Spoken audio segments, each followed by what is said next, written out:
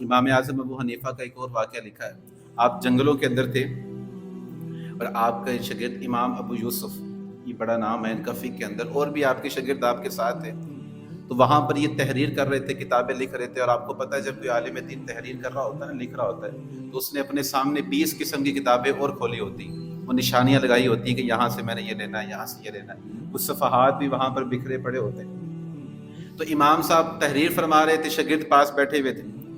تو ایک دم دوسری طرف نا بچے کھیل رہے تھے، تو بال یہاں پر آ گیا. تو ایک بچہ بھاگتا ہوا بال لینے کے لیے آیا، تو امام صاحب کھڑے ہو گئے، حالانکہ عمر بھی زیادہ ہے.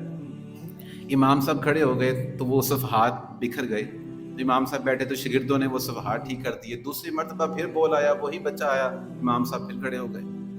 وہ تیسری مرتبہ بار بار صفحات بکھر جاتے تھے، شاگردوں کو بار بار ٹھیک کرنا پڑتا تھا.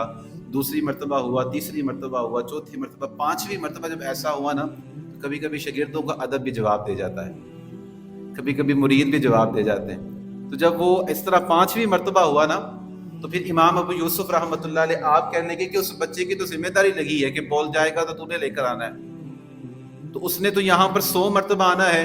تو امام اعظم فرمانے لگے اگر یہ 100 مرتبہ بھی آئے گا تو میں 100 مرتبہ کھڑے ہو کے اس کا استقبال کروں گا. یہ 100 مرتبہ بھی آئے گا تو میں 100 مرتبہ، اگرچہ مجھے تکلیف ہے، میرے سے کھڑا نہیں ہوا جاتا، پر پھر بھی میں نے 100 مرتبہ کھڑا ہونا ہے. تو امام ابو یوسف آپ کے شاگرد نے سوال کیا، حضرت ایسا کیوں کر رہے ہیں، آپ کیوں بار بار اس چھوٹے سے بچے کے لیے کھڑے ہو رہے ہیں؟ تو امام اعظم ابو حنیفہ کا ادب دیکھیں. امام صاحب فرمانے کہ یہ بچہ کوئی عام نہیں ہے، یہ میرے استاد کا پوتا ہے. میاں صاحب فرماتے ہیں اصلاں نال جے نیکی کریے تے پھر نسلاں تک نہیں بھلدے. اصلاں نال جے نیکی کریے تے پھر نسلاں تک نہیں بھلدے، تے بد اصلاں نال نیکی کریے تے پٹھیاں چالاں چل دے.